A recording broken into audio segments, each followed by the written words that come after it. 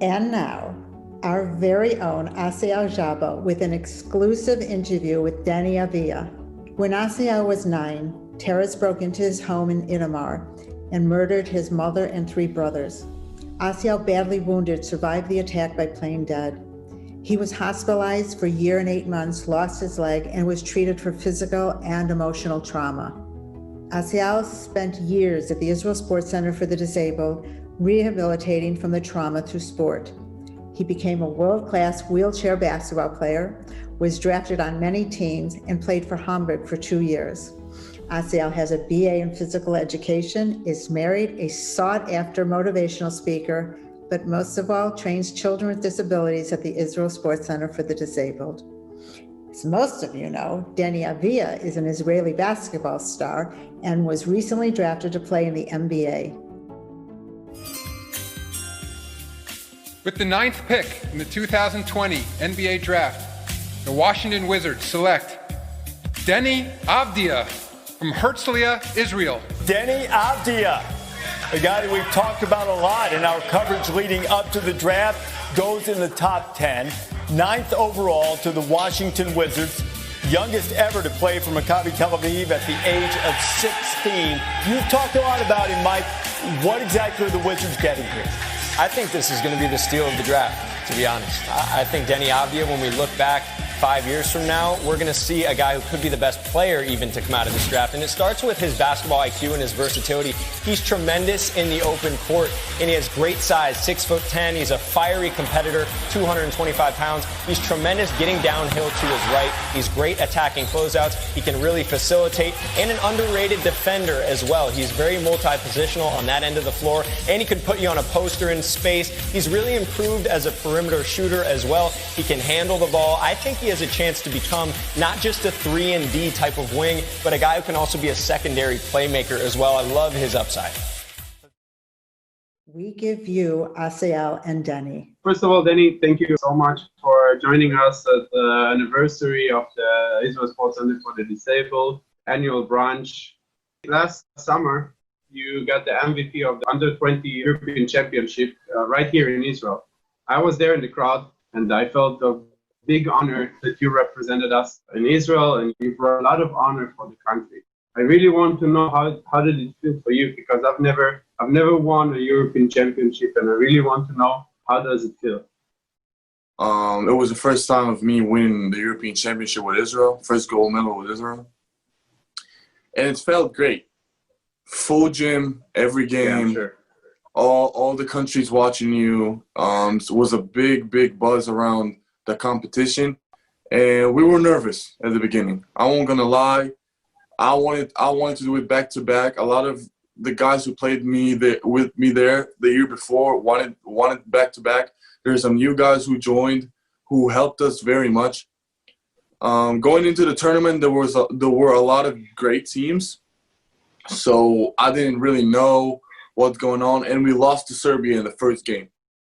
In that loss, I mean, me personally, I just fell off. I was like, dang, like we lost the first game, and then I don't know, we lost against Serbia, and I don't know how it's going to happen. I remember I was talking with Coach, and Coach picked me up, and after that game, we had different energy.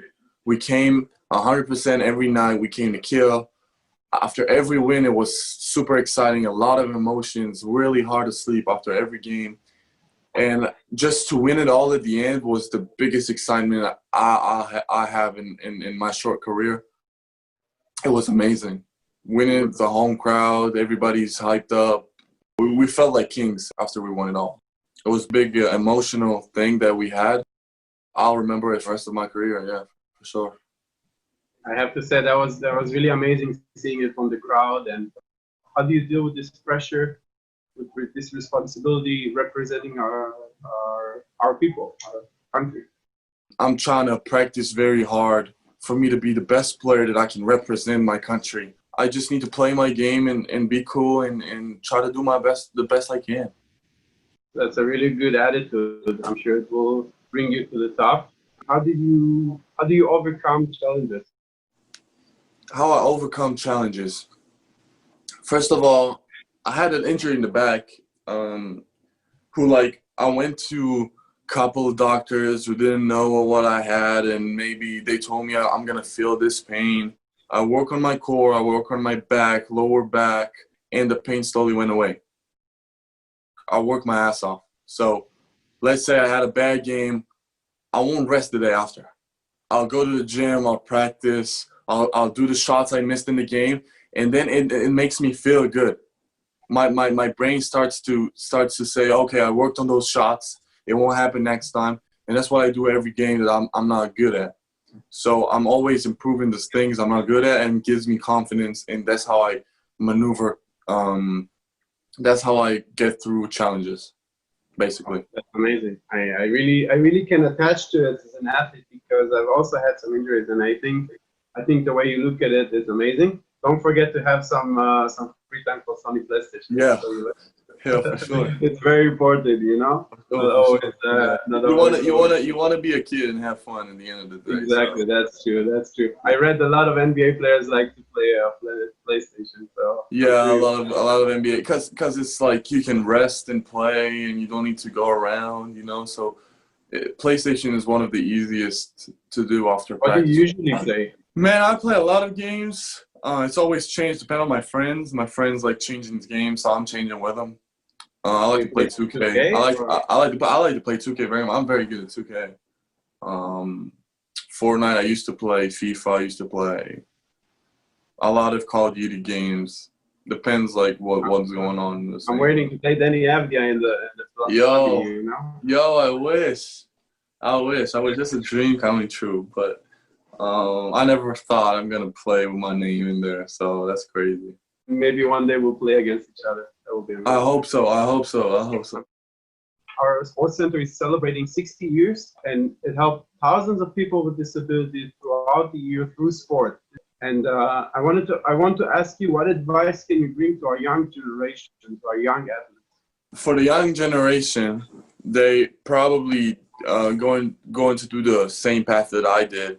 To play from a young age, going through the leagues, you know, going up and up and up and up and up. But it's not bright as it seems. I was playing in Herzliya when I was younger, and I was a good player. I was a very good player in Herzliya, and I remember Maccabi came in contact, and I moved to Maccabi. And when I moved to Maccabi, I understood there's some talented kids. I understood some very talented kids that I need to compete against, and I didn't play as much as I played in Herzliya. I didn't have the same amount of shots, didn't have the same amount of minutes. A lot of games I didn't even play. I was injured all the time, so a lot of times you have the opportunity to break, to say, oh, basketball is boring, I'm not playing, coach doesn't like me, what I'm gonna do this, I don't like this player, he doesn't pass.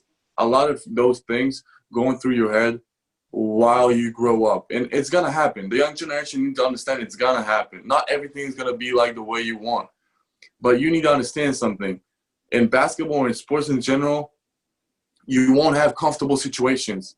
The big players, they overcome not comfortable situation. When you're in a comfort zone, it's not good. You always want to challenge yourself, and you always needs to be strong mentally, because you never know what's gonna happen. I never knew I'm gonna grow up to be 6'9" and playing in the senior level of Maccabi and winning European championships. I never dreamed about it, but I kept working, I kept believing, and I just let the time do its thing. You never know. You can be. I was the 12th player on the team when I was growing up on the juniors, and suddenly I'm in the seniors playing in front of 11,000 fans. So you never know what's gonna happen in your career. You never know what situations can happen, and when you have a situation, jump on it. Don't think twice. Jump on it. Try to do the best you can, and don't overthink things. When you overthink, you don't do as good. Just play your game and be calm, and know everything is gonna be all right. You know you did your best. So do you think that you went out of your comfort zone to become the I'm still out of my comfort zone. I'm all the time out of my comfort zone. I'm in the USA right now, practicing very hard. It's a new country to me. I know the language obviously, but I don't know the culture very good. I'm working hard, and I know I'm gonna do my best no matter what happens. But I'm hoping for the best. Have you always had this positive thought? I'll be honest and I'll say I have some bad vibes sometimes. Sometimes I don't want to talk to anybody. Sometimes I'll be angry, cranky. You know, I'm a human being at the end of the day. Practice is finished. I'm positive vibes. I'll go see my friends. I'll go hang around. I'll go drink coffee with somebody. You know, I'm going to joke around a little bit. I'm going to clear my mind. So not all the day needs to be a bad day. Maybe the practice was bad, but you can make your day better. You know what I'm saying? So don't get stuck on different situations. This is also part of going out of your comfort zone, because it's easy to say like, okay, I had a bad practice. Now the rest of the day will be. Yes. You don't want that mentality. The mentality can destroy you. I have a group of guys around me that makes me happy while I'm outside of basketball. And it's important to be in a good and healthy environment. You need to choose your own people to have positive things. Yeah, you're right. I really believe in going out of your comfort zone, and I really can attach to it. I really think it's something that you really step up, and we are all proud of you for doing it. We are also trying to go out a little bit of our comfort zone. I'm really curious if you ever got the opportunity to watch a Vulture basketball game. Yeah, I've seen it before, and I have a great respect for you all about like doing the things you do. You know, a lot of people don't understand how hard it is, the things you guys do.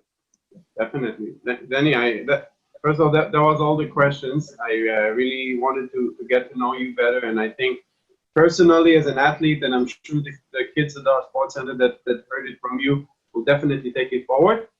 I promise you the next time I will be in America, that I will make sure I will come to watch you play again live. You have tickets on. You have tickets on. All of us out. You got it. I also have a challenge for you. I would like to invite you to play Vulture basketball with me the next visit you come to Israel.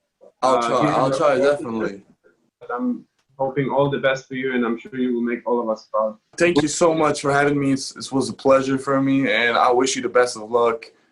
And keep giving us pride, man. We really appreciate you. Thank you. This concludes our program. Thank you to our co-chairs, sponsors, board staff, and all our friends